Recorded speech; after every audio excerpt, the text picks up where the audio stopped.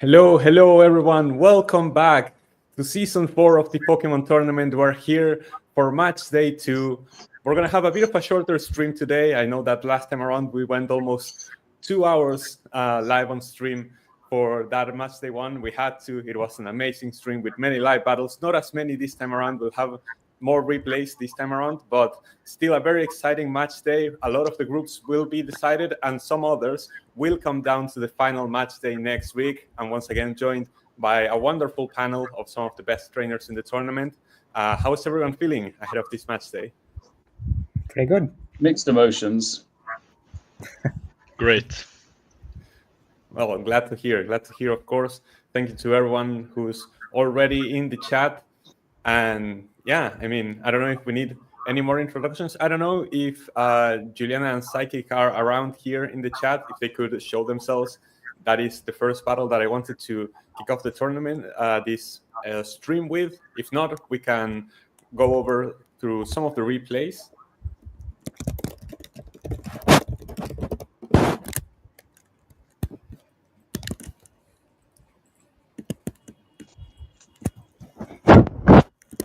I don't know if they're here, so if I think it's we better. can do Replay. I think it's better if we start the replay. Yeah, we're gonna start with the other battle that is corresponding to this group, which will obviously be Seb against Elibungo. One of the highlights of the match day, if I'm being honest. Two top trainers going up against each other in this group B, the two higher seeds. And yeah, Elibungo, someone who made the semis last time around. Seb also making the semis, so two semifinalists from last season for this battle.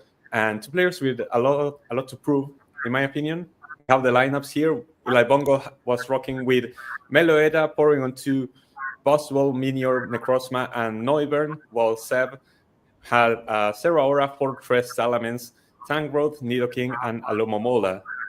Titanes, looking at both of the lineups, how do you expect this one to play out?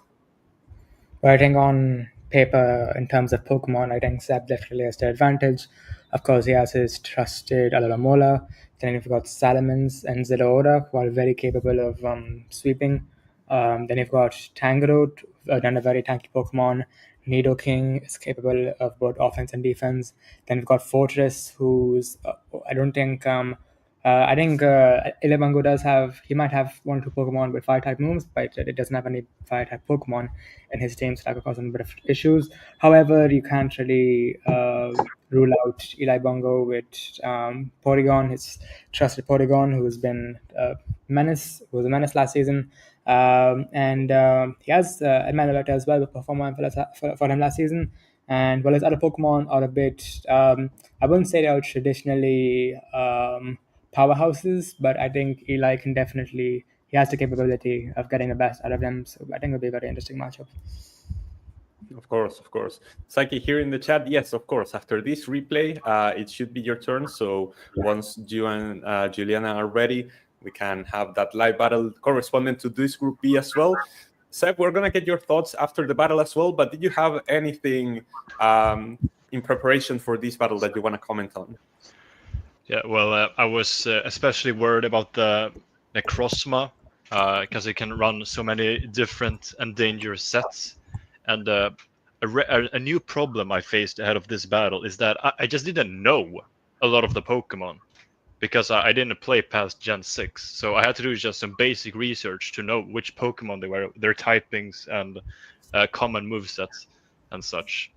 So I was pretty nervous. Well, let's see if those nerves actually played a role in this first battle that we're going to have here for match day 2. Is Seb Ball against Elibungo, leading off with the Alomomola against the Noivern. That's an Handy Noivern does not look good. Yes, of course. Alomomola does not manage to actually break through the flinch of the Earth Slash and get out of danger with the flip turn back to the Zeraora. The Porygon 2 comes in to test this Bolt switch, which is going to allow Seb to pivot back into his Fortress. Discharge, that's actually a good amount of damage to the Fortress, who's able to set up the rocks. So important, I guess, Elibungo's team as Tangrowth comes in, thanks to the discharge very easily. Ice Beam does do a good amount to Tangrowth, actually. Another one would be enough to knock it out, but the knockoff is huge because it takes away the Eviolite from the Porygon 2. Now that Porygon a lot more vulnerable, and Alomomola can tank this Ice Beam very, very well. Something to notice here is that Sev actually has 2 Pokemon that have Regenerator, and so both Alomomola and Tangrowth just healing themselves by switching in and out.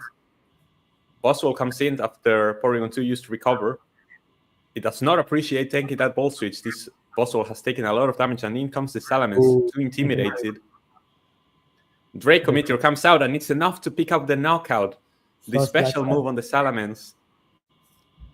And just like that, the Ultra Beast is gone on the side of Elibungo. That's the first kill. Necrozma comes in, though, and we know how much havoc it wrecked before with the Dragon Dance and the Photon Geyser, but it does not even do half of Alomomola. That's how tanky this Pokemon is. The Toxic is going to be big to put this Necrozma on a timer. Protect comes through just to solo another turn. But Elibungo does really well to set up another Dragon Dance. And now this Alomomola is really in danger. That was scary. Yeah, it switches out manually into the Tangrowth. The knockoff comes through. No more Assault Vest for you. That's good. Yeah, Elibungo doing well here, but the healing from the Regenerator means that Alomomola is able to switch back in with more HP and actually survive this. And just like that, the toxic damage is racking up on the side of Necrozma, who is forced to switch out to reset that toxic timer. The Protect fails on the Alomomola. Good switch on Elibungo's side, but now he's lost the boost of the Dragon Dances, and Alomomola just switches back out. Tangrowth not as tangy now that it doesn't have the Assault Vest, but it's still healing itself with Regenerator. Instead of just cycling between his 2 Regenerator mons, just getting more HP as Aurora finally hits the field. I think it has close combat. Yeah, Shadow Ball does a good damage, and here's close combat. It's not enough. Even without the Eviolite, Porygon 2 survives, and the Ice Beam is going to come through. Critical hit. I don't think it mattered because Aurora had lowered its defenses. And just like that, the Pokemon score is even, but Elibungo has lost so much HP on this Porygon. Oh, I don't think it should have switched. Meloetta comes through. Air Slash tanks it decently well. We're seeing both the special moves, but here's the physical move, the crunch on the side of the Salamence to take out the Meloetta. Noivern is forced in. We know how fast Noivern is, so Salamence feels threatened and switches back into the fortress. The Draco Meteor misses. A bit unfortunate on Elibungo's side. Could have really used some more damage on this fortress. As it goes for the Ice Spinner, super effective on the Minior. It's going to break the shields, but I wonder if Minior actually has anything for this fortress. Rockslide is not going to be nearly enough. Another Ice Spinner takes out the Minior. Pokemon advantage 5-3 in favor of Sev at the moment, and the Rock's doing a lot of damage on this Noivern. It does have Heat Wave. There's the Oka Berry, but it's not enough to save the fortress, which ends up going down. Elibungo pulling one back, but is it enough? It's definitely choice, and it misses the Heat Wave. Unfortunate on Elibungo's end, and this Ice Beam is going to be the end of Noivern. Only 2 Pokemon left, and one of them is a Porygon that is on very low HP, and this Necrozma, which is toxic. The Earth Power is enough. And that's going to be all she wrote. The Rocks take out the Porygon, and Sev, very commanding, 4-0 win over Elibungo on this one. Fair enough. Right. Sev, amazing victory, 2-0 in the group, and against a prior semi-finalist. What were your thoughts after that set?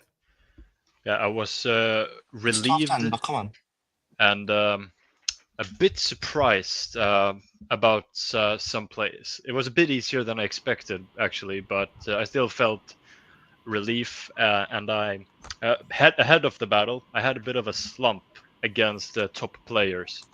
So this was crucial for my confidence. Indeed, definitely, indeed. Spectre, thank you so much for joining. Well, that battle between Seb and Elibungo, huge for the implications of Group B. What are your thoughts about that 4-0 win for Seb? That's a great win for him. I believe this puts him straight through to the knockout rounds. So obviously now I think his plans are now just to make it through the next week and maybe just hope to get a good draw.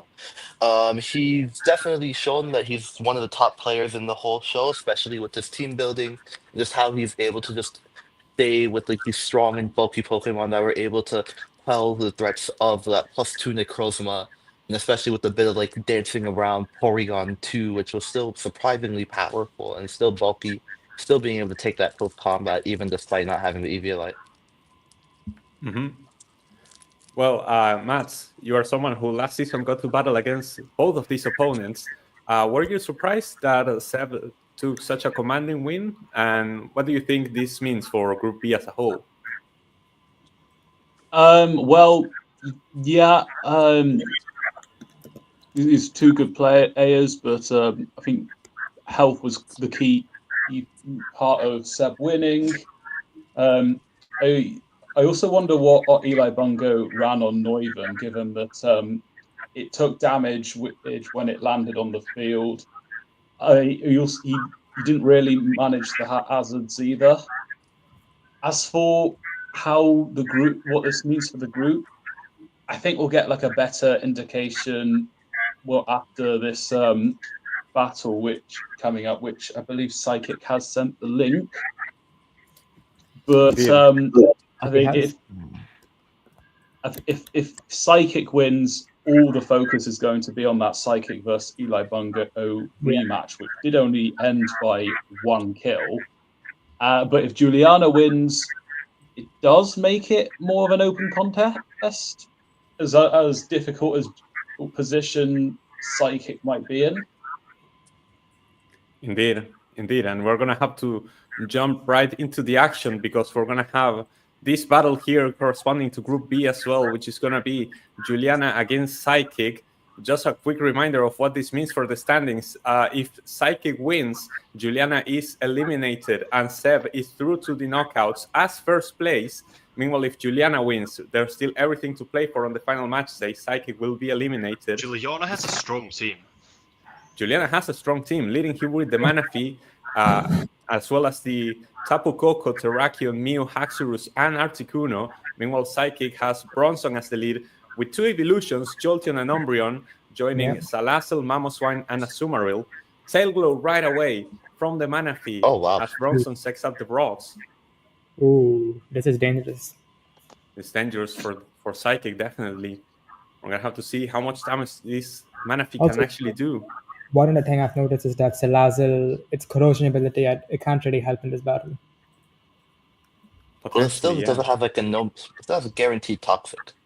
So if we can pick it for free Bobsy, not against the +3 Manaphy. Indeed. Umbreon is going to be the switch in, super especially tanky, so this Ice Beam does only a third. Yeah, Umbreon is so tanky on the special side. It's actually crazy. We're going to have to see if Umbreon can actually do anything in return. Yeah, Surf comes through. Not much. Oh, Foul Play does not do a lot of damage because Manaphy does not have here's a free pivot high physical into attack. There's a free pivot into Jolteon now, but it's gonna just because I think you can knock it out with a good Thunderbolt release now. That's at like 75%. Yeah, Umbreon should just be an goes obvious down. switch into Mew, Haxorus, or Tap. Juliana has options here actually. Tapu Koko, I think, would be the best. Yeah, one. but even then, it's still Haxorus, okay. Haxorus comes through. It comes through. Thunderbolt. Oh, the Ooh. critical hit is big. The critical hit is so big. Potentially putting this Haxorus on kill and he range can't now. exactly go to Bronzong here because there is there's the Hidden Power Ice. Hidden Power Ice, and Haxorus goes down, and play. Psychic has even the Pokemon score. But here's Tapu Koko, sets up What the is that electric name? terrain. What is that name? I believe We don't these know what both the tie for calculation is. speed, and Tapu Koko has to use Dazzling Gleam unless Juliana's feeling a bit more going for risks. Tapu Koko wins this head-to-head. Dazzling Gleam comes Dazzling through. Gleam. Does not do enough. Still can't use Thunderbolt. It's a roll though. Doesn't Tapu Koko get Moonblast? No, it No, it doesn't. does not. It doesn't Okay. go. It's very Those are interesting. I don't Substitute Oh, manages to scout the that's not Earthquake. happening. Now we have a mind game to see if you actually switch into the Articuno, predicting the Earthquake, or if Psychic actually reads into it. But I don't see why you. Yeah, it's a middle ground play. Smart. Middle ground play. And Mew Still a does lot tank of another damage. Earthquake. Wonder who's And faster Mamoswine here. should be neutral. And this Mew Depends on can how have, much whatever speed fire investment move you have on there your is. Mew. and this Mew can have anything.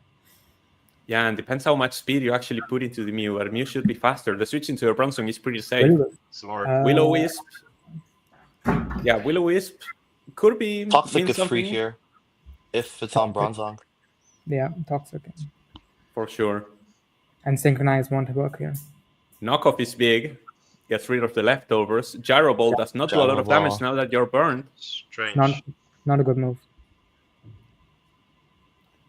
Yeah, so the burn actually mattering right there. Knockoff, the power is lowered now that Bronzong There it Now doesn't have they an go for item. it. Now there's the Toxic.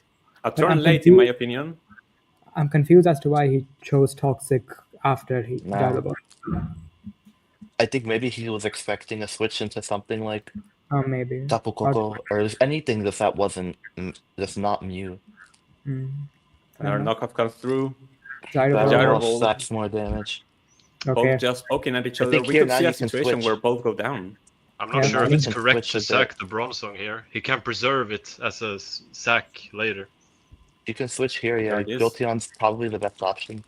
Knockoff. No Knockoff. leftovers. Leftovers on the Jolteon is interesting. It's weird And now you because just a free Thunderbolt.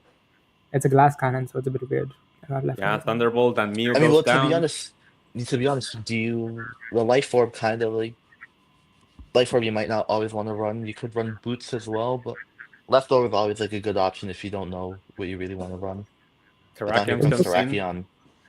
Yeah. I mean, I expect Jolteon to be faster, and a Thunderbolt would do a good amount to Yeah. this Terrakion, but Barring, choice you don't scarf know if move. you... Yeah. Azumarill. I mean, Okay. Summary is going to be the First switch. Wow. wave. Okay. Access That's very well. And now Good Play point. Rough is Does here he have for the free. belly drum? I don't see why you would go for Belly Drum, especially with Manaphy still alive. yeah. Because he's an Oh, but there's a inexperienced switch player. into Coco. No belly Play drum, rough is but nice. play rough is Yeah, enough. straight Play Rough. Straight think- play rough, and Psychick is on the lead. I think that's that again. Yep. And now, and Psychic is very much in control here. Yeah. Energy Ball Energy is not Ball. going to be enough. Oh wow! Play rough comes through. Manaphy Ooh. also Sure. survives. It should have Surely- happened. kills. Surely you just Jet here. There is the Aqua Jet, and it is There's the enough to Aqua pick Jet. out the Manaphy. Down that Juliana goes. against the ropes. Tournament, Freeze dry on tournament hopes on the Articuno, line. surely. Terrakion. Oh, I no? think. Oh, I don't think she I mean, got- Aqua Jet is now with a lot of damage. I don't know if I it's don't- gonna knock it out, but you have it choice locked into maybe a rock move or Oh, Iron Head, Okay. which is No Aqua Jet.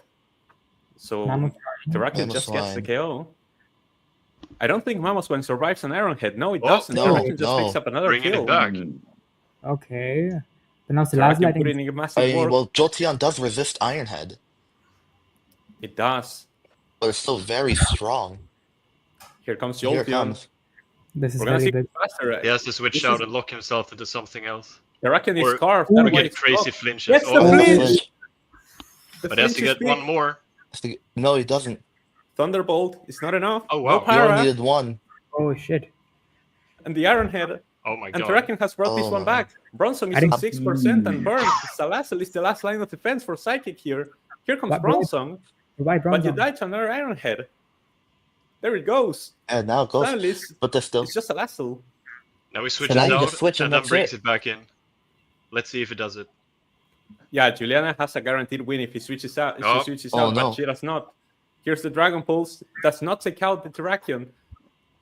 Now it's a little late Oh, to no. go for that play. Does she get the flinch? She Oh. gets the flinch. You got another Oh, flinch. yeah. Oh my goodness. Dude, Psychic's been done dirty. There's another, and now it's coming down to the wire. Does this Articuno Oh my outspeed? Is God. it wearing boots? Does Is it it have wearing heavy? boots? Yes. It has Boots. the boots. But can it survive a a fire flamethrower move? It's enough. very bulky. It's very close. It's coming down Great to the wire. special Tournament defense. hopes on the live. Oh boy. Dragon Pulse. Oh, Oh. Salazzle. Oh, is it Oh, locked? oh Freeze Ray comes no. through. Freeze Oh. dry. It might be No. locked. But the Salazzle is locked into Dragon Pulse. It's not going to be Wow. enough. And Juliana What a battle. wins the Wow. battle and keeps her hopes alive. Impressive. Wow. What a game. What about him? I will say though, I think Psychic. I mean, he did kind of. I think if he sacked Bronzong, he might have won the game. Yeah, or Definitely, just keep yeah. Aqua Jet against Terrakion. Yeah, that was exactly. that was strange. Yeah. yeah, that was. Yeah, Wow. definitely not the most high quality battle out there, but definitely an entertaining one. And when your tournament hopes are on the line, getting the win is all that matters. And Juliana getting the win on that one, keeping herself alive, and just yet Sev cannot call himself a quarterfinalist because of that win. Yep.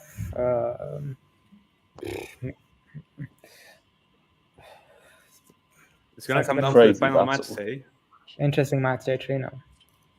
Interesting match day 3. That does mean that Psykick is the first person to be eliminated out of Oh, wow. Group B.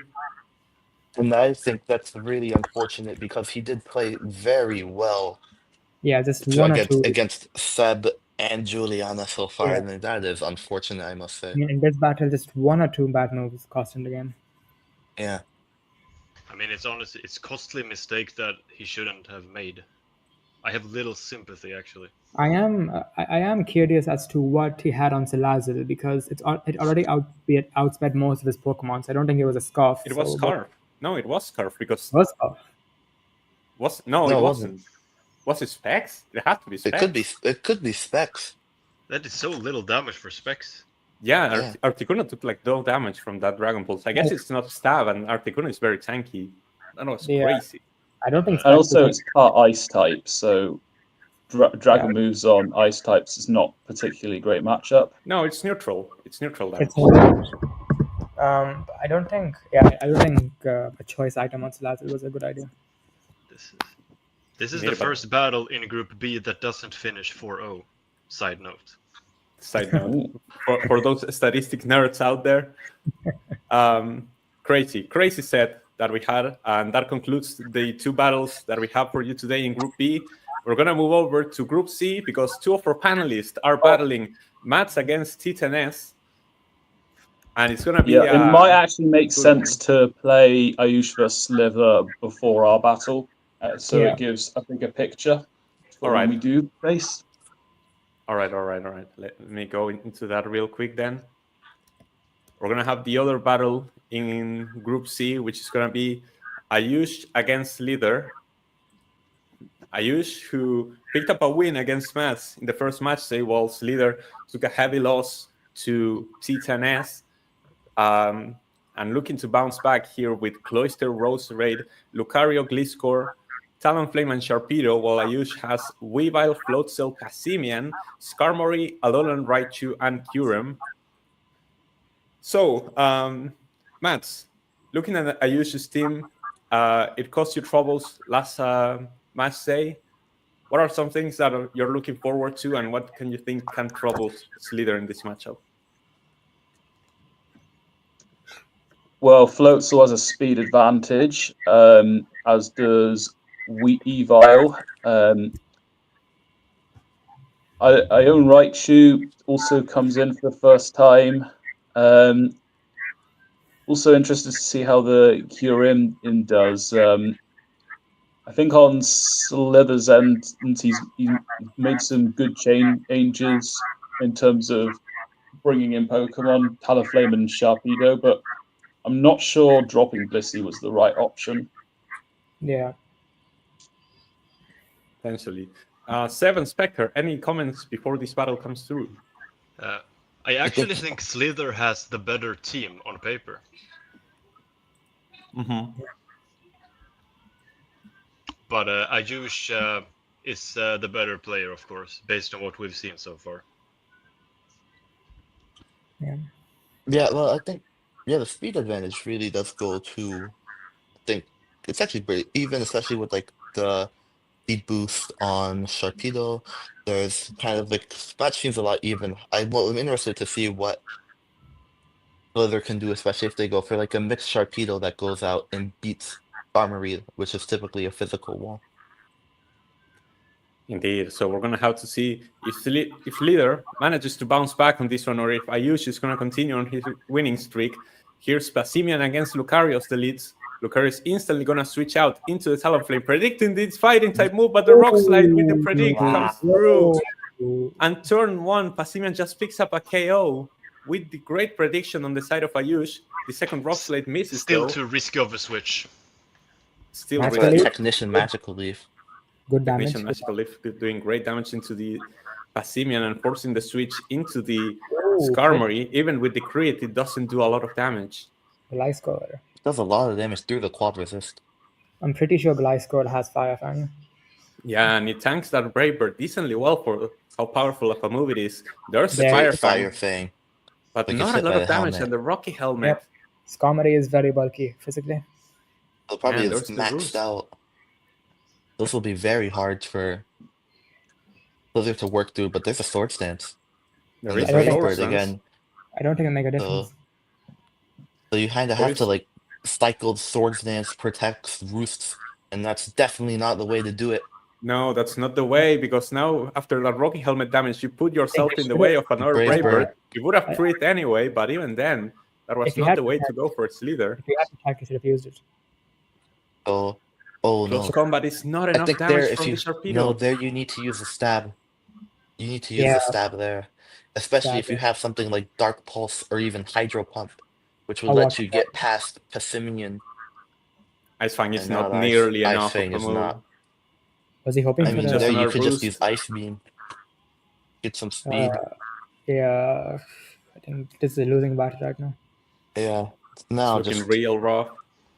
and Slither just Skarmory doesn't will be really able have to damage. knock it out with the Brave Bird or Body Press.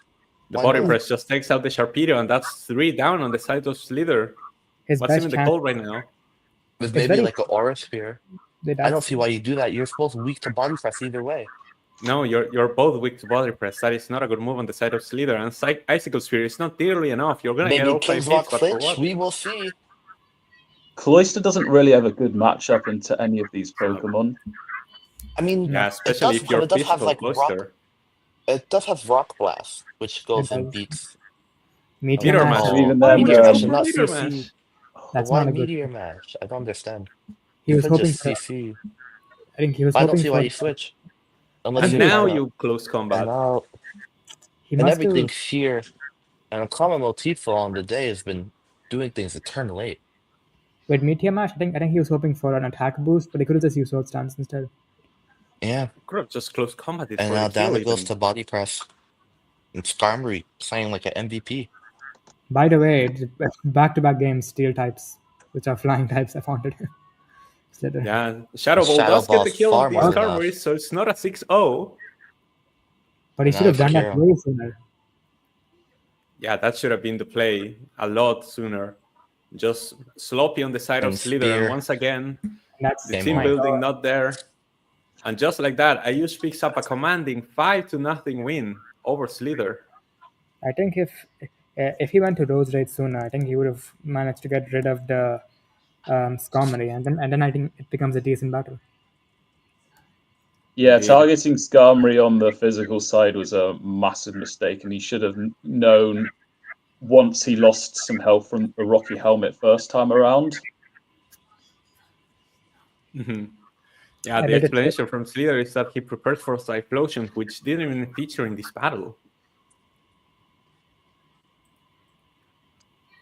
Wish to learn from the countless mistakes I made. Yeah, fair enough.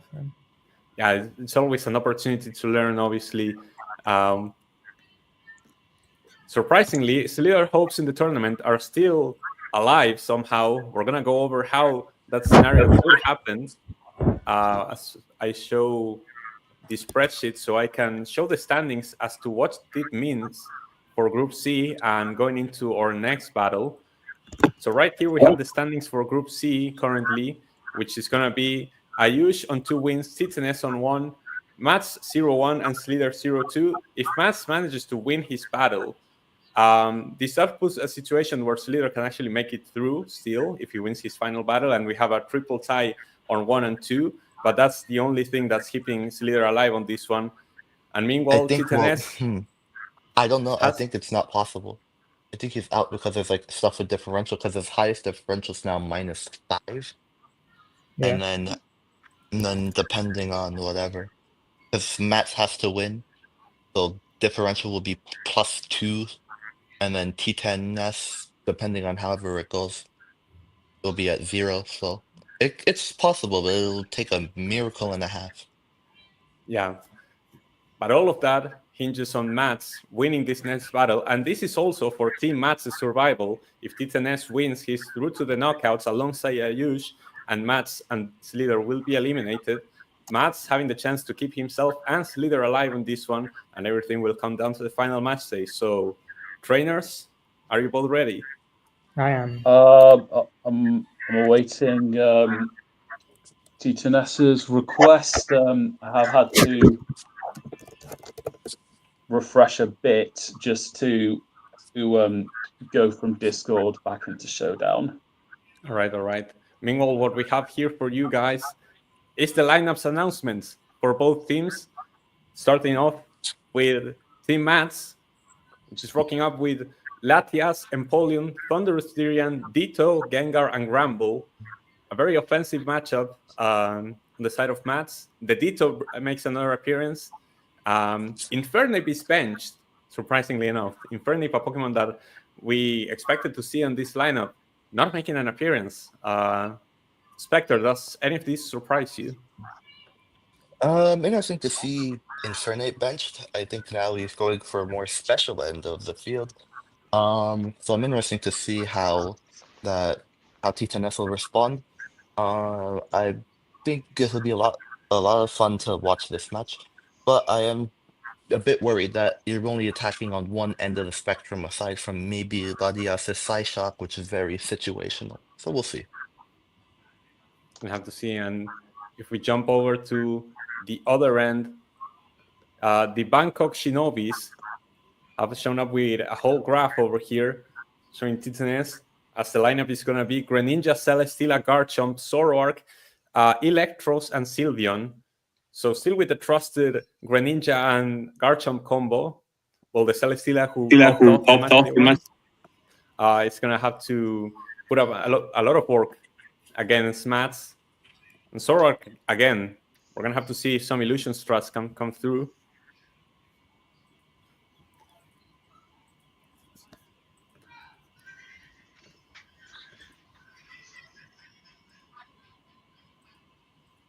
So, has the challenge been sent already?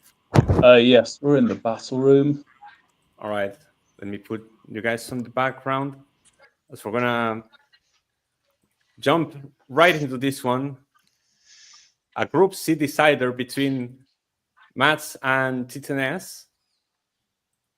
I believe they have sent the... I did not see the link in near the Discord or the private chat. There's the link.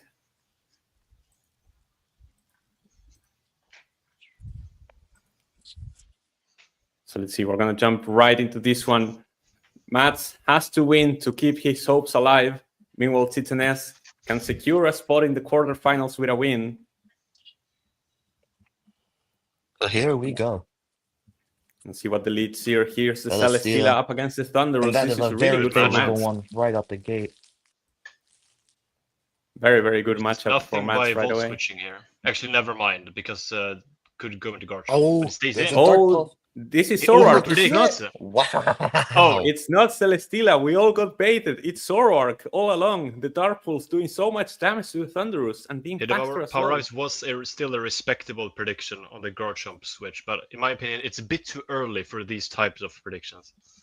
I think it will still, regardless, it's still some free damage onto Celesteela. It's neutral move anyways. But now we'll see. The Gramble came in to tank the follow-up Dark Pulse. Here's the Toxic on the Gramble, but the Fire Punch is going to be enough to take out the Zoroark. And Mats has the Pokemon lead, but has taken a lot of damage on his Thunderous. And this Gramble is now poisoned. I have to see Fire how... Punch was a good middle ground play in the event of a Celesteela switch into. Indeed, no reason to risk the Play Rough there, especially because Play Rough cannot actually miss. So good play from Mats. Here comes Sylveon, though. Wonder who's actually faster here. Neither Pokemon is really that fast. The Protect comes through. Iron Tail would have done a lot of damage, but Iron Tail is a move that is also very inaccurate. Here's the Celesteela switch. Celesteela. Iron Tail Not much land. damage here. Yeah, And the the toxic toxic damage starts racking up. That Now you have protect to watch. tells us it's probably a defensive Sylveon set. I mean, most Sylveon Probably. sets are defensive. We see that Celesteela is also, with the leftovers, a very common item on a defensive Pokemon like this. We're going to see if Mats decides to switch out or just decides to go for the Fire Punch, get some damage on the Celesteela and sacrifice Gramble.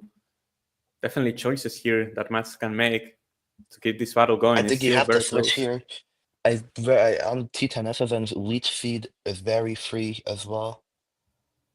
I think maybe, and protects. Protect, Stays in, no it's going to be a switch. lot. At this point, I think that you At this just point, yeah. have to let Gramble go. No reason to keep it alive on 12% Yeah. when it's so slow. At least let it get off a Fire Punch. I would just click play rough here. Yeah, it's also a possibility. He did not. The Fire Punch did 30% to Electros, didn't get the burn. And now But Gramble still, goes down. very respectable amount of damage. Yeah, Gramble, very high attack. And one Pokemon apiece so far. We're going to have to see what the choice is for Electros. We know that Thunderous is on half HP, so not a great switch. And Poland Probably is the also best weak. option is Latias. Ditto Or comes in, Ditto, actually. Ditto to Scout. That's not Not bad. sure what this does. If Well, Scout's I guess you moves, can... Yeah, you can learn what the moves are on the Electros. Yeah, but like, I mean, strategy-wise, it's, I mean, Electros is pretty one-dimensional. Knockoff comes through, knocks off That's the knockoff. Assault Vest, trade of knocks off knockoff. Scarf. So now it's a 50-50. tie. Now it's a speed tie, but I don't think another knockoff kills on the side of Mats because now that it doesn't have an item, it's actually a weaker move. It's very close. Sylveon comes through. Supercell Slam. It's a lot of damage on the Sylveon. And now who's actually faster? If it's max speed, Sylveon should be faster, but usually you don't run a lot of investment. You don't run speed on Sylveon, not much. Knockoff. And good call for the knockoff there, because I believe if you miss Supercell, you lose half your health. Really wonder again, who's faster here. Again, knockoff is still very free. I think it's the best move here, especially when you consider switch back you into can the switch Electros. Knockoff, not enough as I called, but now it's a speed tie as Ditto doesn't have the choice scarf anymore. Rock Slide comes through it. Titaness wins the speed tie, but no flinch, and Electros goes down. But Ditto is very low now. It's a freebie for Garchomp. So that tells us there's no ice move on the Electro. No ice punch, yeah. And by extension, the Ditto. Mm-hmm. Yeah, we know that it has knockoff Supercell Slam and Rock Slide on the side of Titaness, and we don't know what the fourth move is, but... I think you just stay in here, sacrifice, go to Latias. Yeah, I think that's probably your best option. You know, it's not going for Earthquake because you have... Scale Shot. Scale Shot is going to get the speed boost, so now this Garchomp is a problem. You better have a Scarfer. You better have a Scarfer or something to hit it with. Latias is going to be slower now, so you cannot really go for the Dragon. If it's not Scarf, there's always an option. Thunderous or Gengar has to come in here. Gengar comes through. No Levitate. But Gengar is going to be slower. Focus Sash manages to survive and disables it with Curse Body. Dazzling Gleam is a lot of damage. But now Garchomp is faster and can kill with any other move. We know that Scale Shot can miss. But switching off would be bad here. With Earthquake disabled, you can now use Empoleon. Yeah, Empoleon is probably a good switch here. If you're Mats, keeping your Gengar alive even on 1 HP, it's still one of the fastest Pokemon on the field. If Empoleon can actually do something here, would be big for Mats. 2 Pokemon apiece have fallen. This is still a close one. This Garchomp has lost so much health and cannot use Earthquake for the following turns. How much health is Empoleon? Oh, it's full. Right. Yeah, it's full. Yeah. It's going to tank this Scale Shot very well. Nothing. Absolutely nothing. And Earthquake now is still disabled. Ice Beam just comes in. Even a Water move would be enough, I think. Yeah. Switching to Celesteela, yeah. Protect. Why would you protect? I don't, what? No reason to protect. I don't understand what you would protect. I don't understand that. There was free damage to the Celesteela. Now you switch into Thunderous, but you get Leech Seeded. And Celesteela has a free protect here. I wonder if Max is carrying if Max is carrying Nasty Plot here, it would be a great move. Oh Volt no. switch. It's And great now play they- by TTNS. The mind games went crazy there because of the turn 1 HPIs. Yeah, indeed. And now And Scale I Shot think comes this through. game ends. Yeah. Because And now you don't have Disable. regarding maybe whatever help you can get from a roll on, this is what Mats will need to You have to hope stay for in a this Scale Shot tournament, miss. You have to hope for a Scale Shot miss, I think. or get only 2 hits. 2 hits would be enough. It doesn't get it. There's the third hit, and Latias goes down. And now this is really tough. I wonder if Empoleon manages to survive an Earthquake from full. It's going to be very close. Protect comes through. I don't understand what you get with Protect. You know it's going to Earthquake. You get 1% HP Leftovers with leftovers, recovery. sure. Let's Sure. see if it actually matters. Aqua Jet, Aqua Jet, oh boy. you take Frostkin, and Earthquake does take you out. And that's it. That's going to be it. Because now this Gengar is lower. The Earthquake comes through, and T10S, it was close, but it ends up being a 4-0 win. T10S makes the knockouts alongside Ayush, while Mats is officially eliminated from the tournament as well as Slither. Very, very close one there. Let's hear for our protagonist. So, first off, let me come to the winner's side, T10S. It was close at the start, but Garchomp manages to clutch up and get the victory in the end. How are you feeling? Yeah, he really caught me off guard. So fair enough to Mats. I think the battle would have been much more one-sided had he not got when Ditto copied my Electros.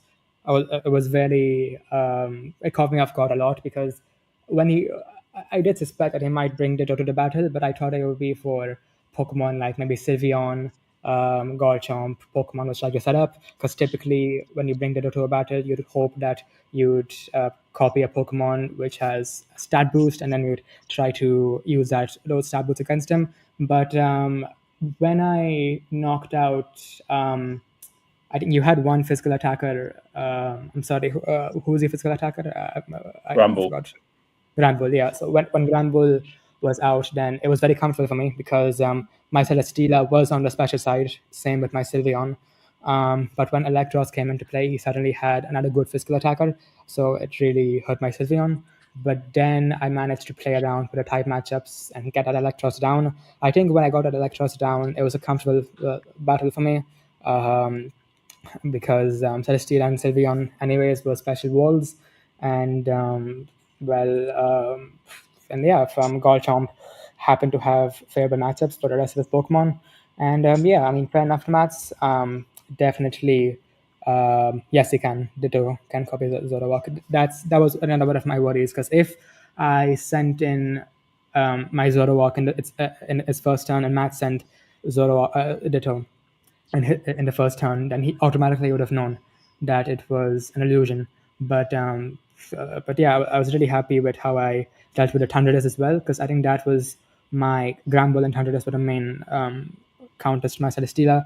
But I think when that first turn when Zoroark got half Thunderdust HP down, I think I was big. Overall happy with my performance. And again, fair enough to Mats. He generally gave me a run for my money in this game. Seb and Spectre, any questions for TTNS? Not really. I feel like he did a good job explaining like his thoughts and rationale. I'd like to talk with like Matt's really about what he was thinking about building his team and kind of like planning out, especially as the game went on, what he kind of like expected to do, at least was trying to do.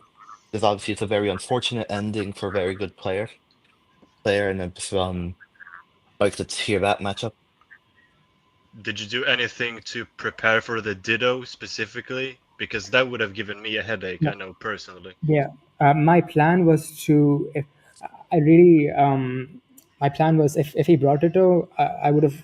It's very difficult to predict when Ditto will come out, but if I could, I would use Celesteela because because Ditto only has 5 PP and my Celesteela only had 1 attacking move, so it would have been completely useless if it transformed into a Celesteela. But the likelihood of me predicting him switching into Ditto and me then switching to Celesteela, it's very unlikely. So Ditto is one of those Pokemon where you probably will have to just adjust your strategy to it. Right. Let me come over to the other side of the battle. Mats, commiserations. This does mean that you are eliminated from the tournament with one match day to go. I know it's probably disappointing on your end, but what are your first thoughts after the battle? Yeah, not the outcome I wanted. I do think I did better here than last week.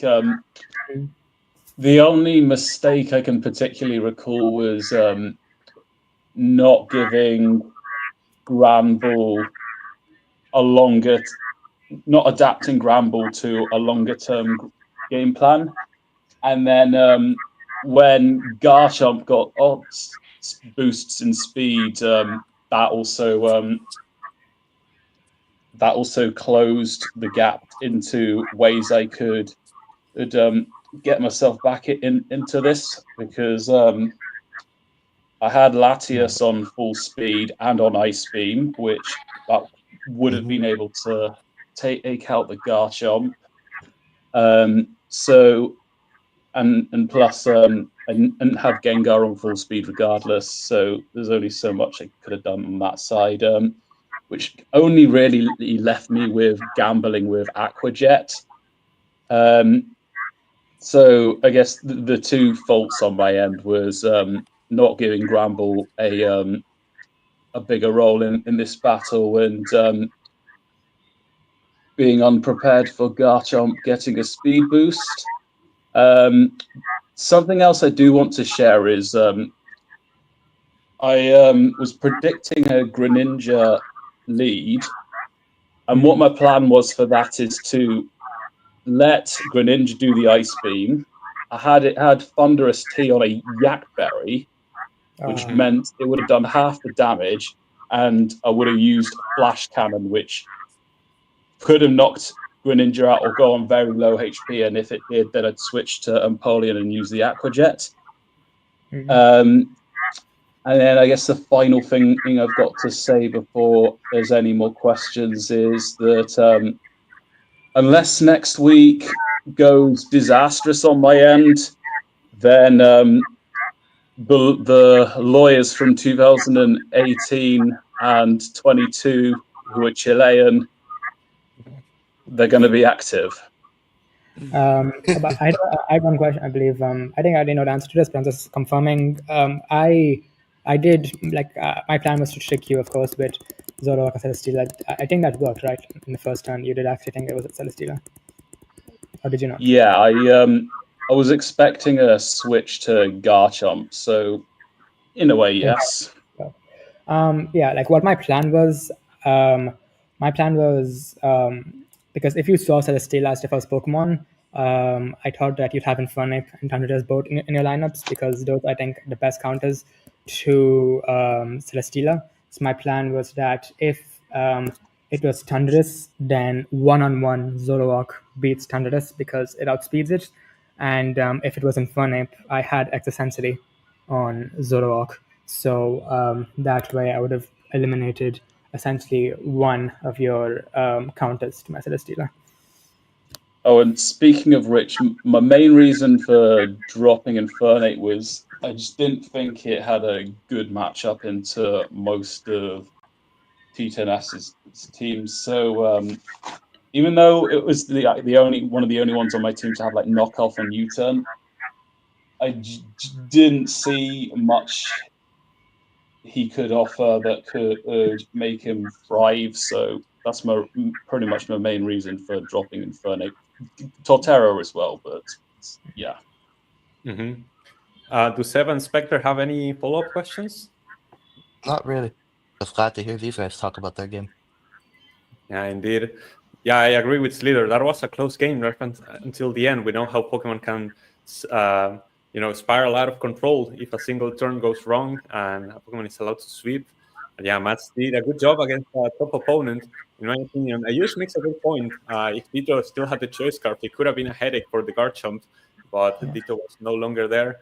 But yeah, it was overall a close battle. T10S goes through, but I believe we still have one other thing before we move on to the next battle, as we have our camera crew on the side of the Estadio Libertadores, as I believe something's going down over there. Let's see. Listen to that. The Libertadores, including the Shinobi Ultras, stand as one to applaud the captain of Team Mats Inferne. What a Pokémon he is.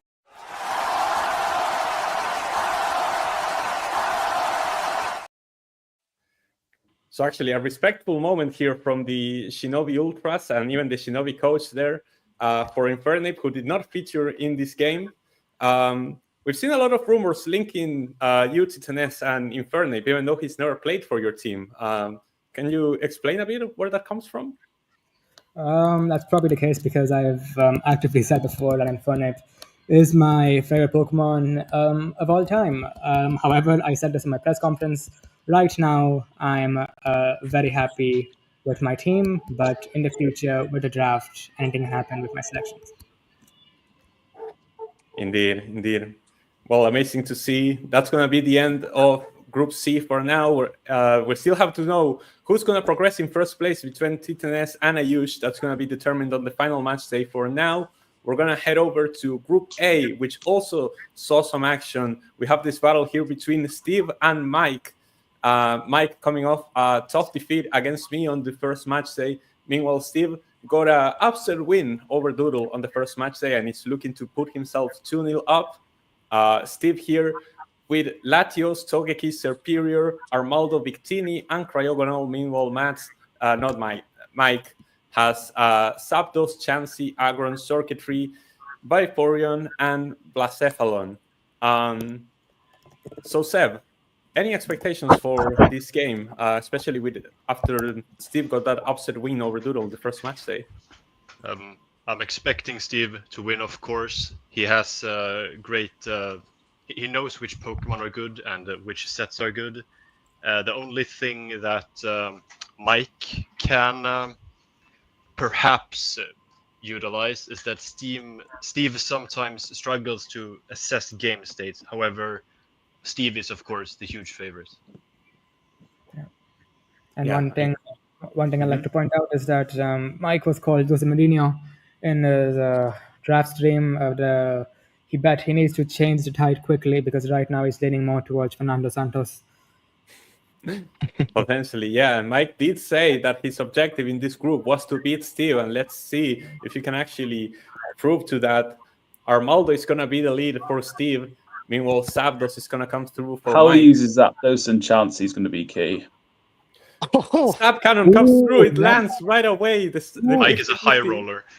He's a high roller, and that ends up paying through as the He's a Stone high Edge roller also and connects. came inches Wait, away from.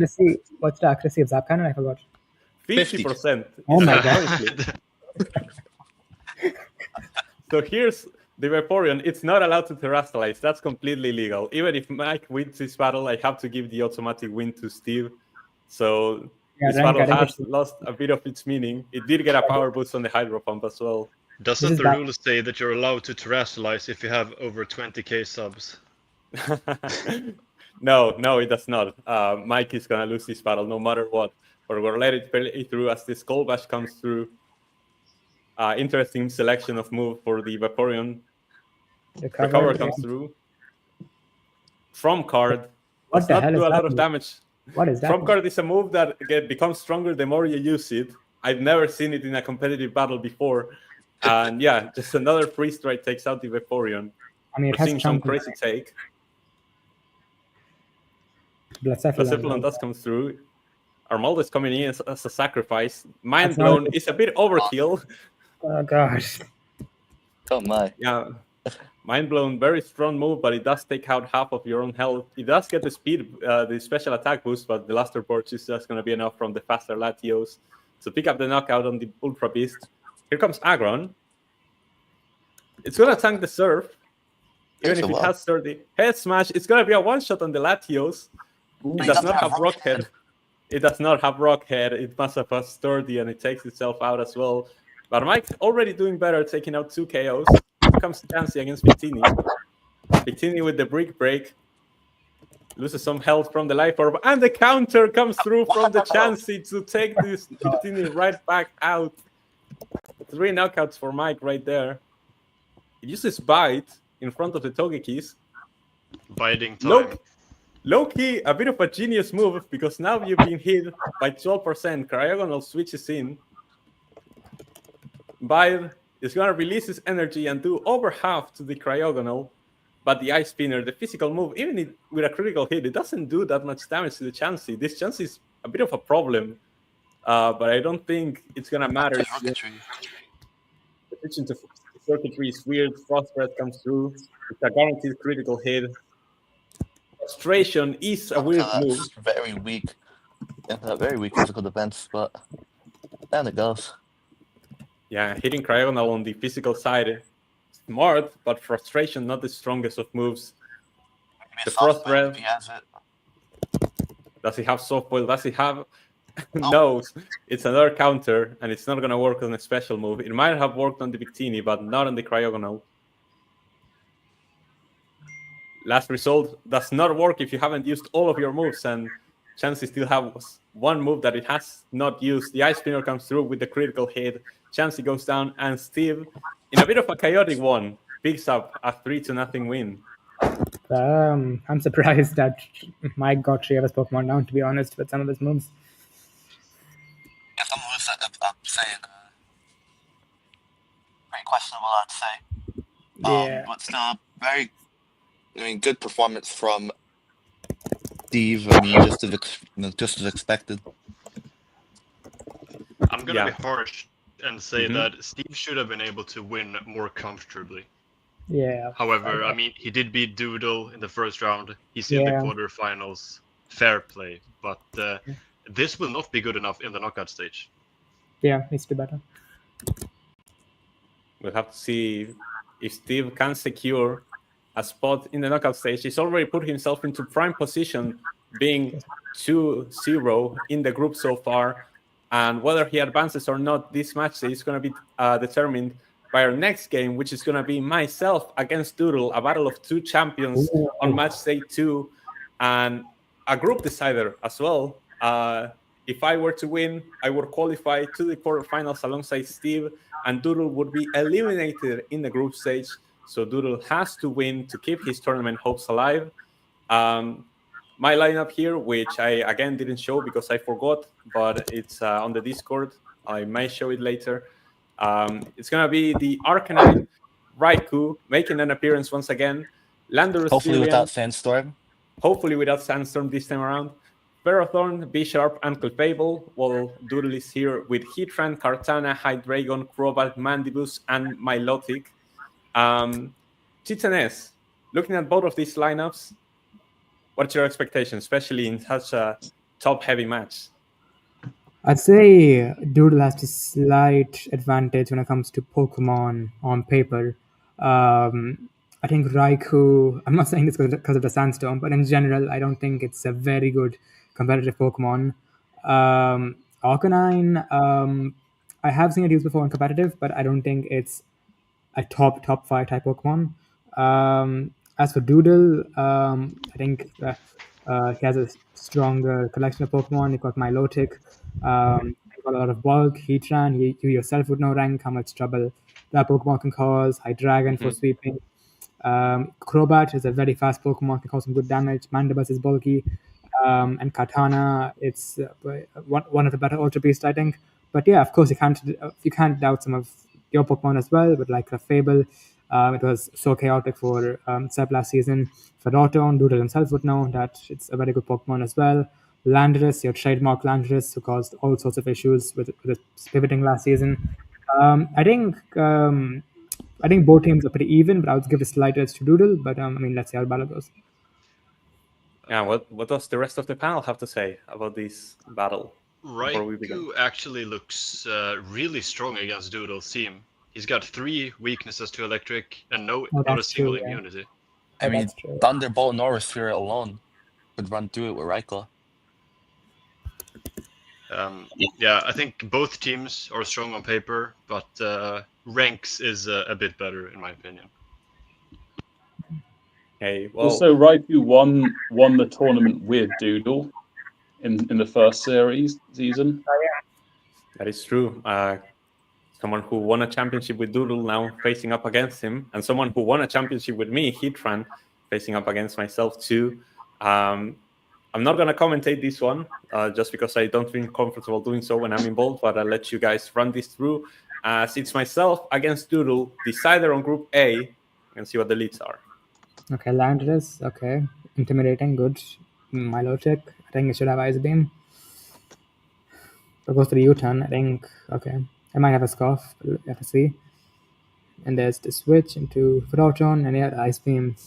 Ferroton eats that for breakfast. I have seen Ice Beam free Ferrothorn in the past. Stealth Shock. Big- Yeah, he has a couple flying type Pokemon. big Heat Wave. Ooh, Heat Wave. Maybe a Gyro Ball Gyro Ball. Ooh. in response, and now you're a bit free to go for Hurricane here. I think you switch here. Theatrical Fable. Yeah. The Heat Heat Wave. Wave again. That's fine. There's nothing. Now you gotta switch out right into Heat Ran. It's a good one. Heat Run. The Moon Blast. Oh, Thunderbolts. Okay. Thunderbolt kind of just bounces off of it. So especially bulky. Now goes to Arcanine. Arcanine. This time, no Flash Fire. No Flash Good Fire. Toxic Clear. Gonna put it on the time, but I don't think Arcanine really likes to stay in all that much, kind of like, especially with how Renk is likely built out. Yeah, Ooh, especially Landorus. pivot. What's gonna do now? Landorus. Oh, Milotic. Right in the mile. Like, A lot of pretty switching going favorable. on. now I kind of get free Scald there. U-turn. I think it goes to Bishop. Scald to recover. Ice Ice Beam Beam. instead. That's fine. Okay. And it gets a little bit of damage on Clefable. And If now it has you kind of Toxic, hear go that's recover. option Okay. for Tox. I mean, that's not really much of an option for Tox, especially with Magic Guard. So you just have to straight up hit it, No, but we don't which know he if that's doesn't my do. God. It goes could also going have- for recover, planning for the long term. And here's Kartana, who Draining. is very, very much like paper, especially blown away by the wind. Yeah. Looks like And paper. now he's Intimidate, Smart Smart Strike. I mean, that's a testament to how strong Kartana is. A resisted and intimidated attack, still doing that much really damage. good. 181. Wow, what a predict to dodge the Scorching Sands. And no And score. I think and it's no, still a good mid ground, especially with. Oh boy, Oh God, Defiant. oh boy. Okay. Here's Bisharp, and it's a Except- sub. Oh no. And there's no way Mandibus can break that unless it's foul play. Oh And he God. doesn't U-turns. Then he has to switch U-turn. out. I don't think that's a good And you have switch. to watch for the low kick or something like that. Low kick. and Oh boom. God. Okay. Now this Bishop. Doodle has should a- have seen that coming. Yeah, Bishop Someone has on a Doodle's fifth level. Bishop pretty much is gonna go and run through this entire With a team fifth now. on Super Saiyan. Oh God. And then there's the Sucker Sucker Punch. Oh God. And Crobat does have Infiltrator, so if he did get those mind games there, he might have been able to quell the threat. Fire Blast. There's a Bull Fire kick. Blast. I And think here it's too comes late. the low kick. Yep. Oh God. Ooh. I think my low tick should be able to tank one hit, but I think it's damage beyond repair now. Katana. Yeah, we'll see. Kartana does have a good defense stat, But why but is he still a shit? poor HP. Okay, that's good actually. That's good. That's good. Wastes of some Sucker Punch PP. A good Scald. Scald. No Get a burn. burn. No burn. Knockoff does Can't get down. destroys them. Yeah. That's all. I think that's all she wrote. Does get the Bishop down, but And yeah, does bring the Bishop down with the And here's Raikou. Raikou. Let's see, Sandstorm? Honestly, No, Aura Sphere. And that's gonna wrap things up. And Mandibuzz, there yep. comes Mandibuzz, and there's a big no Oh, wow. Thunderbolt. Besides just for foul play, bounces off the Fable. Yeah, Renk Try- not taking any Renk chance. pretty much got this in the bag.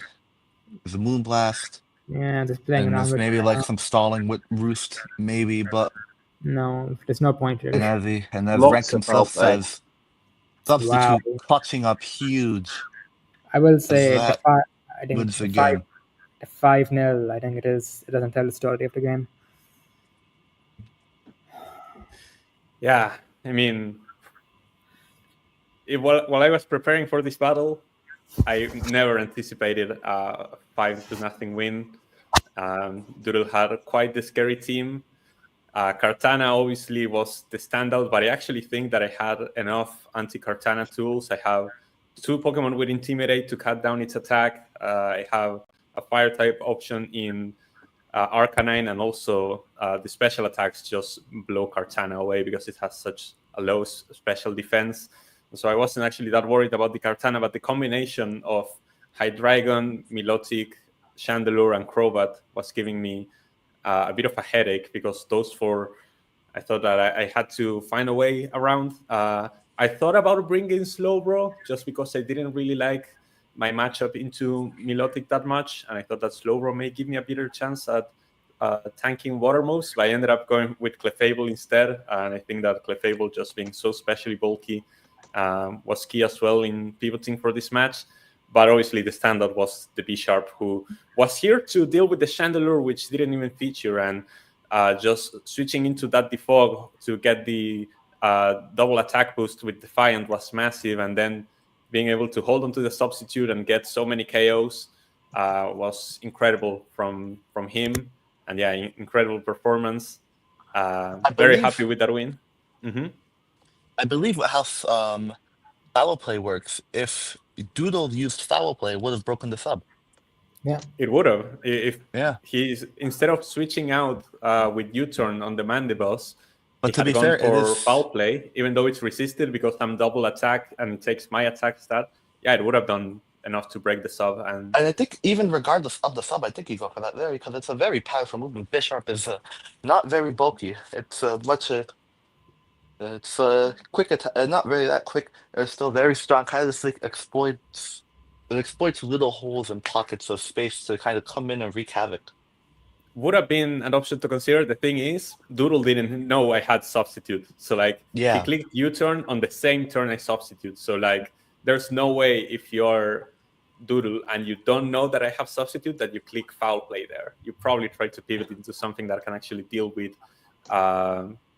B-Sharp. So in his end, I think it's a totally understandable play, but he just didn't prepare for it. It was a niche option that I found, and I think that it played out massively on my end, and it does mean that I'm through to the quarterfinals, and that Doodle, of all people, is eliminated in the group stage before the final match day, which is crazy to say.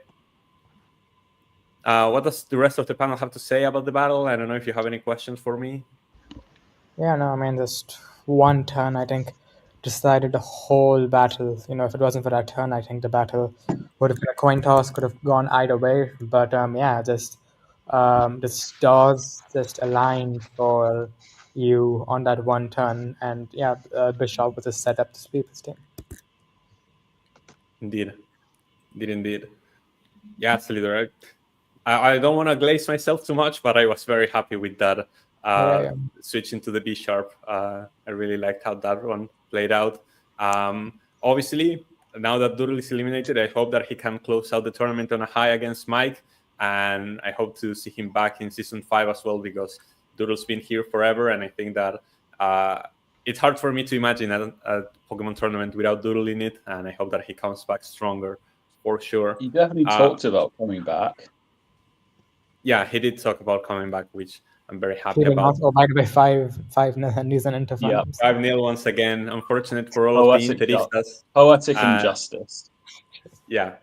I know that the Milan fans on the chat will obviously be having a laugh about that one.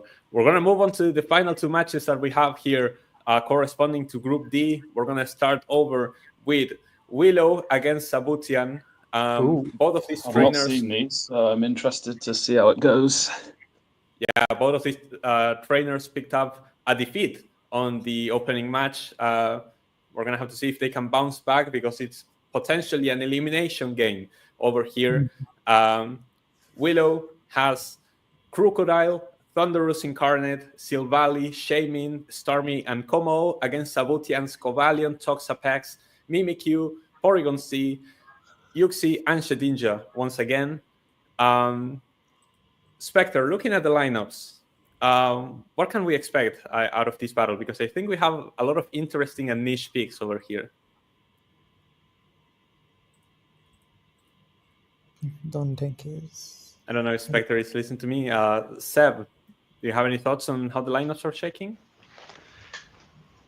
The Shedinja is always interesting because of its unique ability. Mimikyu is also very unique with its disguise, so that's an X factor to look out for. But Willow's team is better and should be able to win. Titanes, do you agree with those sentiments, or do you have any comments on some of the things that Savutian can do to disrupt Willow in this one? I think it's a bit more even because I think if he manages to take down that, I mean, Toxapex is a very dangerous Pokemon, so he needs to find a way to be able to take down the Crocodile and the Thundurus. I think it's very interesting that Willow's gone for poison, for a poison type move, because I mean, on paper, Savutian has Yuxi who can be and Cobalion who both are super effective against poison types. But yeah, but of course he has Crocodile, who I think I showed last season that it's quite a viable Pokemon in a competitive scene. Yeah, I think it's very, as you said, it's very niche matchups. Not really a lot of strong powerhouses. I think it'd be more of a battle of strategy than brute force. Sorry about that. I stepped out to the bathroom. But like T10 is the thing, I have to concur with him. Because I think Savutian, I think it's a very evenly matched up battle. It's going to be like a bit closer to a war of attrition instead of like an outright, all-out blitz on either team. I think you see clearly here like who the options are for like breaking those on both teams. Those being like Thundurus and Komo on Willow's team, and of course Porygon and Mimikyu on Sav's team. So I think the matchup is a bit even. I think individual brilliance will be the key to winning here. We're gonna have to see who comes out on top. Both trainers looking to pick up their first win of the tournament, potentially an elimination game, as Cobalion against Crocodile are the leads. Cobalion with that air balloon is immune to the earthquake, and that's why Willow decides to switch into the poison type Silvally, which tanks that close combat very well and forces it out into the Yuxi. Thunderwave misses on the Yuxi. A bit unfortunate on the side of Willow, but the parting shot is going to be there to drop Yuxi's offensive stats and switch itself out back into the Crocodile, who tanks that Shy Shock very well, obviously immunes. Back into the Cobalion it goes.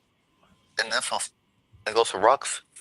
Goes for rocks, but that air balloon still intact, which means that Crocodile cannot go for the earthquake, and the Thunderwave does land on the side of Savutian.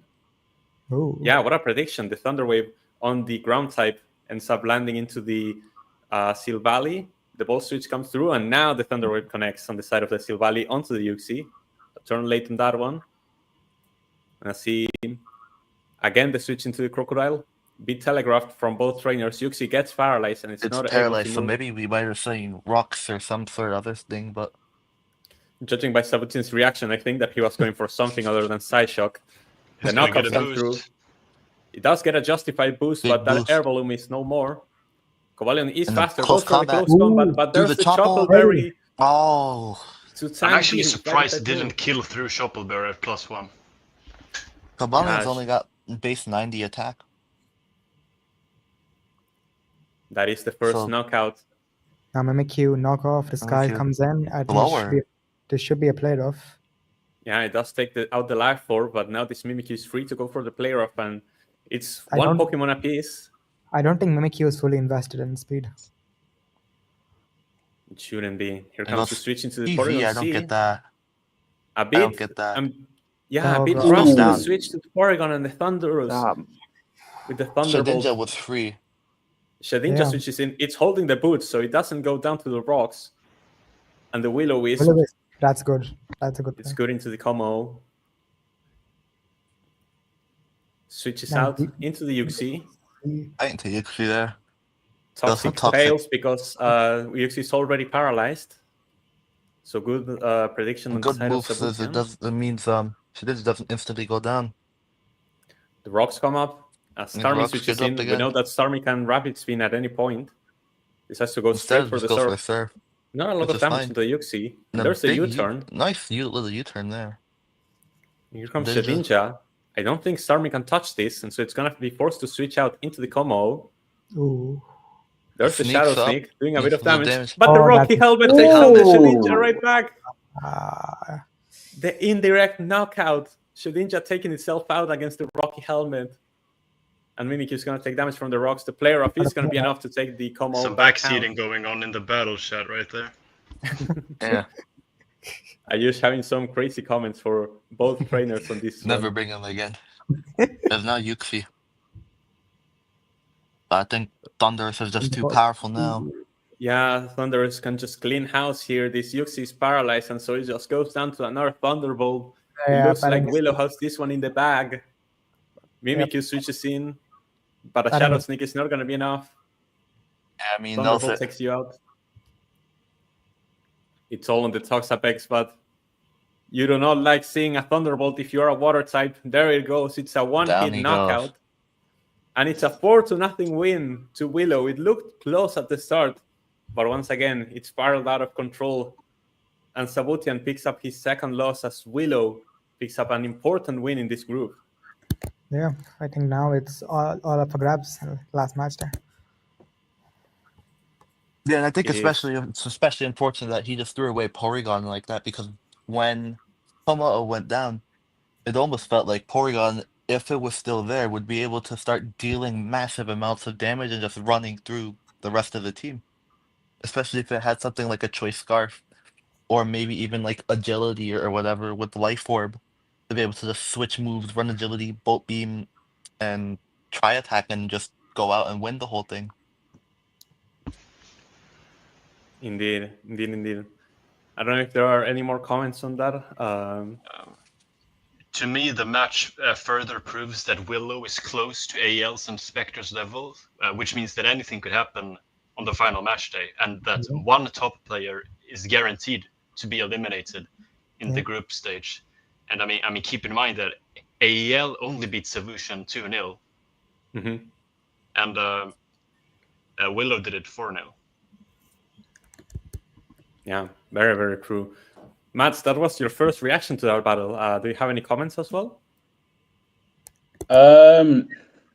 Not a lot, but I think for the most part, Savutian recovered well from blows right until the point where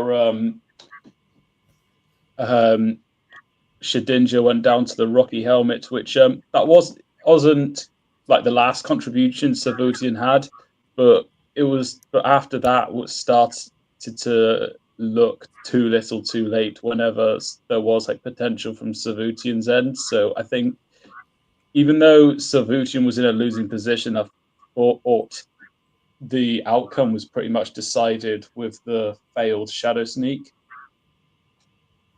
Yeah, I think I agree with that sentiment. Although, like Spectre said, the pivotal turn was just knocking out the Porygon set in one turn. Speaking of Spectre, we're going to have his battle against the Season 2 champion AL. A huge match here in Group D to close out the stream. Both trainers on 1 win and 0 losses. The winner can secure a spot in the quarterfinals. The loser is going to have to battle to know if they can advance in the final match day.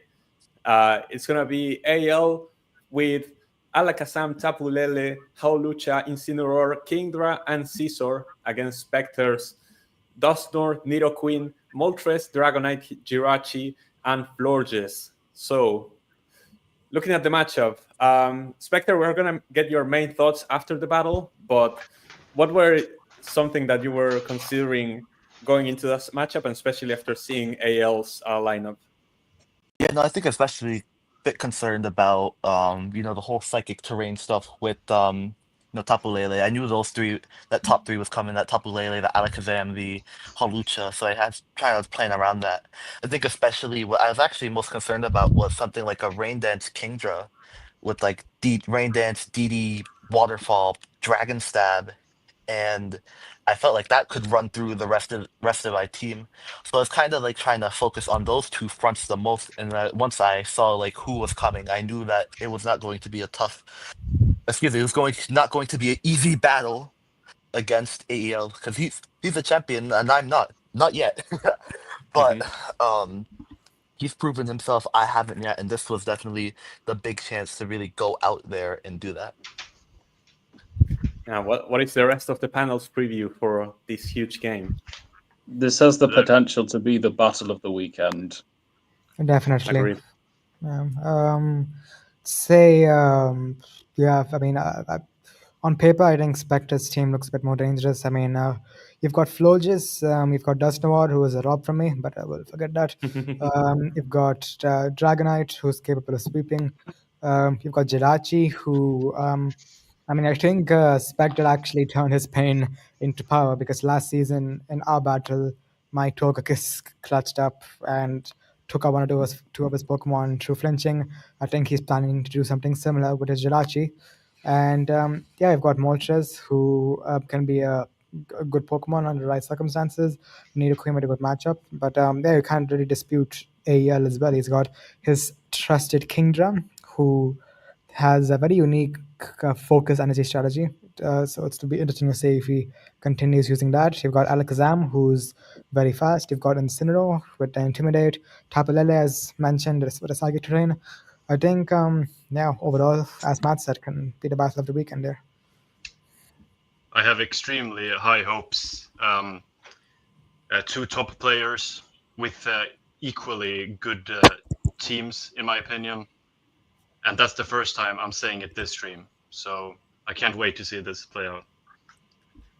We'll have to see. We're in for a good one here as the final battle of the stream commences. It's going to be Incineroar, the lead for AL, against Spectre's Dusknoir. The Intimidate comes through, but the Frisk is able to reveal the heavy-duty boots on the Incineroar. The switch onto the Moltres to tank that knockoff, but it's a lot of damage and takes out the heavy-duty boots.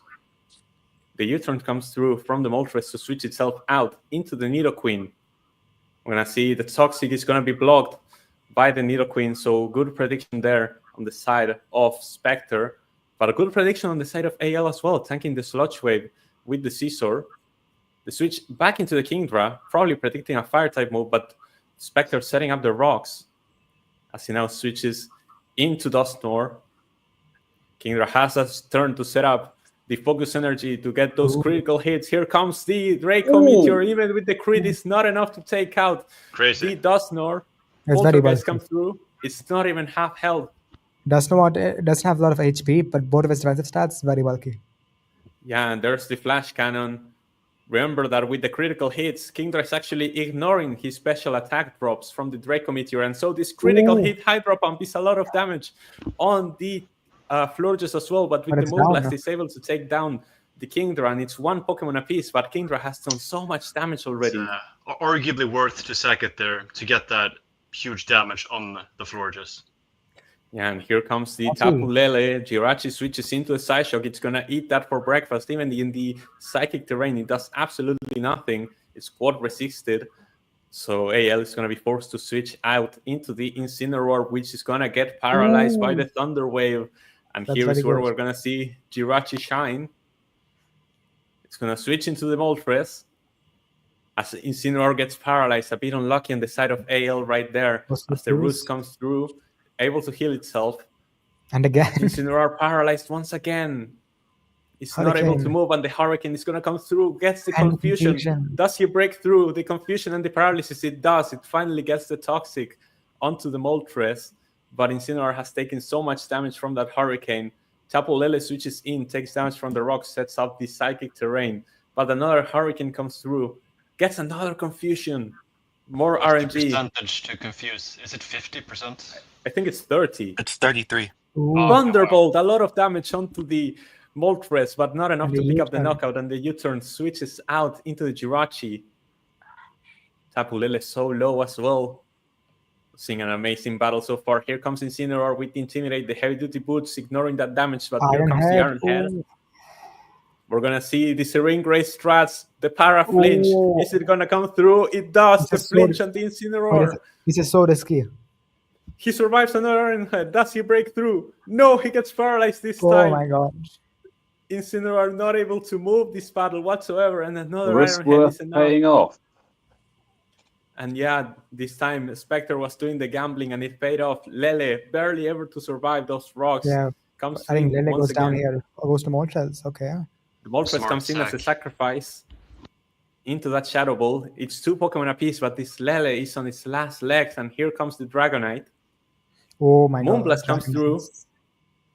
The Multiscale keeping Dragonite safe as he Dragon Dances.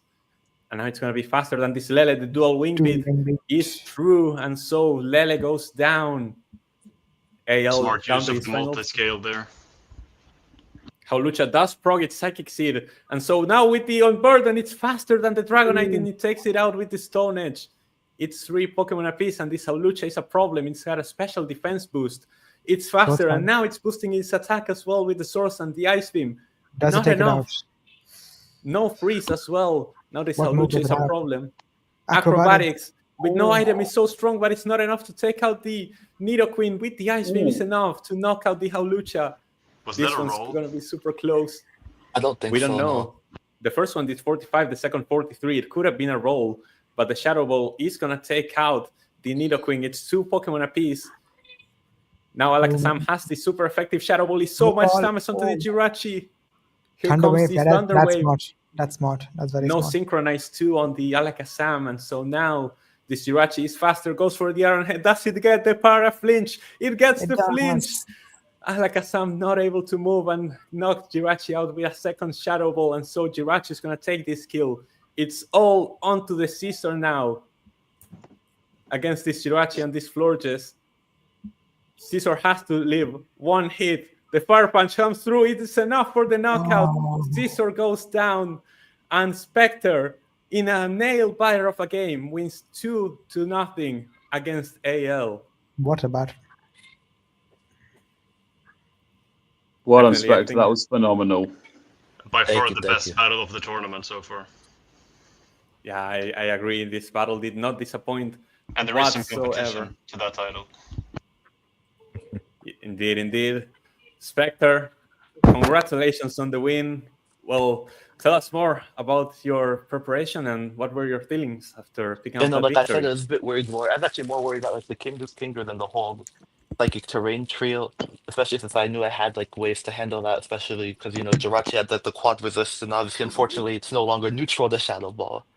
I decided to at least I think a couple questions might come out like why I decided to stay in with Dragonite on top of Lele because I thought it was going to be Choice Scar. So I could get 2 DDs off and then just automatically end the game right there while it's locked into Shadow Ball. I think definitely there are places, at least looking back at the replay, where I almost punted the game away, but luckily the Fire Punch came through. Jirachi came through very lucky with all the para flinches and all that sort of stuff. It's always a roll of the dice whenever you're playing that type of game. But obviously Iron Head is obviously like a very strong move regardless. So just glad I'm able to win them now. I'm glad I'm finally out of the group stages, so I'll see you guys in the knockouts. Indeed. It was an incredible battle. We got to learn after the battle as well that Fire Punch from the Jirachi was not a guaranteed kill on the Scizor. Nope. And Less so than had 50%. Scizor actually survived that Fire Punch, the knockoff would have been enough to take out the Jirachi, and then AL only had to click Bullet Punch on the Florges to get that victory. So Pokemon is a game of margins. We know this already, but Jirachi coming up clutch in that battle in the end. I think the graph it's proof enough of how that battle ended up coming out. Jirachi just clutching up in the end. Ooh. And Scizor once again catching strays. A classic. Some things don't get old. It's like poetry. It rhymes, they say. Fantastic battle on both of you guys' end. Does the panel have any follow-up questions for Spectre? No, I can Not immediately think of.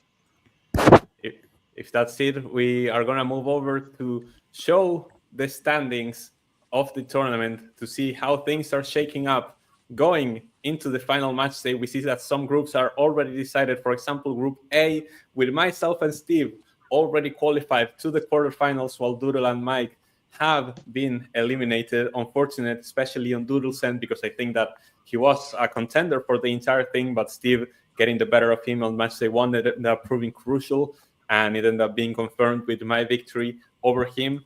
If we go over to Group B, we know that Psychick is officially eliminated, but everything else is on the table. Obviously, Juliana has to play against Seb, and if she manages to win that game somehow, we could still be in for a three-way tie on 2-1, and then it's going to come down to Pokemon differential. Obviously, Seb still has a massive advantage in the Pokemon differential department, and so I think that even if Juliana is able to pick up that victory, Seb should be through to the quarterfinals and has a very high chance to actually topping this group as well.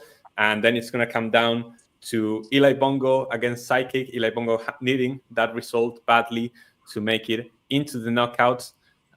If we look here at Group C, similar situation to Group A, Titanes and Ayush already qualified to the knockouts, while Mats and Slither have been knocked out. And it's going to come down to the final match. Sorry, just one more small thing I have to add to Group B is that it's if Psychick wins and I beat Juliana, it means that the runner-up will advance with just a single win. And it's also true. The reason why Psychick is eliminated, even in that situation where we could see 1 and 2, is that he's always behind Juliana and Eli in that head-to-head, and so it could be tricky for him to progress in that sense. Like we said, Group C, the winner of Titanes against Ayush is going to be the one to top the group. Meanwhile, in Group D, we have Spectre out of the groups, qualified on 2 wins, while Savutian has been eliminated 0-2. And the final person to come through from the knockouts is going to be that match decider between Willow and AL on Matchday 3. That is one to look forward to. A title contender will be eliminated in Group D, no matter what. And that's a playoff game. It's only one match. It's a playoff game. Oh, quick note before we go on the fixtures. So, why would Psychick still be eliminated if he didn't beat Elibungo by a big enough margin and Juliana lost to Seb? Because Juliana beat Psychick, so on head-to-head. No, he's right. But Psychick would have beaten Elibungo. No, I think Mats is right. I don't think Psychick is eliminated. I think I'm just talking nonsense here. Overall point difference would be used if all of them are tied on 1 win. Yeah, no. I think I'm making a mistake. I think that Psychick actually is still in this as long as he manages to beat Elibungo and Seb defeats Juliana. He would. I think Psychick would still have to win by. I think he would need a heavy victory. I think he'd have to win by 3 to get above Elibungo. And then he'd also have to hope that Seb does him a favor against Juliana. Yeah, of course. It's a different situation in Group D because Spectre now has a positive head-to-head against both Willow and AL, while Savutian has lost both of his games to Willow and AL, so Group D is different. But you're right. In Group B, anything is still possible, while in Group D, it's just going to come down to who wins between Willow and AL to see who makes it into the knockouts. We're going to look at the fixtures then. In Group A, we're going to have a battle for honor between Doodle and Mike, while Steve against myself will be the decider to see who tops Group A. Over in Group B, like we mentioned before, we're going to have Psychick against Elibungo, actually having a lot of implications into the who actually progresses from that group, if Psychick can pull off a victory or if Elibungo can secure a spot in the knockouts. Meanwhile, Seb looking to secure first place against Juliana. Then we're going to have in Group C, Slither and Mats, an English derby for honor as well, while Ayush against Titanes is going to be the decider to see who tops the group. Indian derby as well, huge battle as well. I think and will also tournament also be contenders. crucial for me personally to assess at what level Ayush is, because his wins against Mats and Slither don't really prove enough when it comes to deciding who's like a title contender and not just a decent player. Agreed. A lot of great matches, but if we're being honest, I think that the match of the week is again going to be in Group D because we're going to have AL against Willow to see who makes the knockouts. Meanwhile, Spectre is going to be playing against Savutian to close out his group stage campaign. Let's see if Spectre can actually go on a perfect group stage run. Even then, he'd be secured onto the knockouts. So we'll have to see how that battle goes. But AEL against Willow is the match I'm looking for. I don't know what the panel thinks about that. Yeah, I agree. Yeah, I would agree. That's Certainly, the match of the week. Certainly, And that's the match then- of the day. And Yeah. then Group B will be certainly fun to see with all the chaos that could be happening, especially Yeah. with Psychick and all that sort of stuff. Yeah, that's the big game of the weekend. Can Psychick save his skin? The others, I mean, Juliana still got a chance, but Seb's a heavy favourite. And the rest are pretty much decided that weird in terms of their status. I'm not really sold on Ayush versus T10S being that big of a game, given that they're already through. Are we really going to say that, oh, this is a big game because what the winner might have a 1 in 4 chance of playing Steve? Well, I think it's still big when you look at who the persons topping the group are. Like, I think that overall you want to top the group to make sure that you have a quote-unquote easier quarterfinal draw. If I top the group, I think that Ayush and T10S would want to avoid me. Spectre is a player that I think everybody wants to avoid now. I think that everybody wants to avoid Seb in the quarterfinals. So I think that winning that game that can put you top of the group is very key to try and get somewhat of a more favorable quarterfinal tie, and then you start playing the top games in the semifinals. That's just my opinion. Like, obviously, T10S and Ayush are both already qualified, and that's what matters. Then in the best of 3, you just prove losing's yourself. not going to do either of these players harm, and I even think so, it might do some harm to them. I still got a bit to add. Most of the second place players are strong, so either way, it's likely to be a difficult quarterfinal, regardless where you finish. Mm-hmm. I think losing's probably got to do a bit to their mental, but I think what's more important, at least in those sorts of matches, like being able to feel out and understand both players' style of play, kind of just seeing how they go and act in certain situations. That's definitely going to be important for every sorts of contender, especially since I think, yeah. Yeah, I think confidence and momentum will be the only thing the winner of Ayush and T10S will gain. Well, no, it's also the objective benefit of potentially getting an easier draw against, with all due respect, against Steve or Elibungo, which are, I mean, they are weaker than any of the group winners. Yeah, I think I agree with that. Anyway, it's been a fantastic stream. I think that it's been a super entertaining match day, even though we didn't have that many live battles. The replays definitely proved to be very entertaining. We had a lot of high-level games. Everything to be decided on the third match day to see who progresses and who tops the group. And obviously, at the end of the next match day as well, we're going to have the quarterfinal draw to see what our knockout games are going to look like. The best of 3, the meat and potatoes of this tournament, to see what's the path to the final and who's going to be there in a few weekends in the Estadio Monumental to try and claim the crown of champion. Does the panel have any closing thoughts before we wrap up until next week? Ayush, bring it on. Of course, it's going to be a huge one. Anyway, thank you so much to everyone who joined the stream, to everyone who watched, especially Slither, who's been commenting a lot. Thanks a lot to the panel for your time, and to everyone who battled and takes part in this tournament. I appreciate it a ton. We'll be here back next week for the final match day of the group stage. Thank you so much for watching. Take care of yourself. See you all next time. Peace out.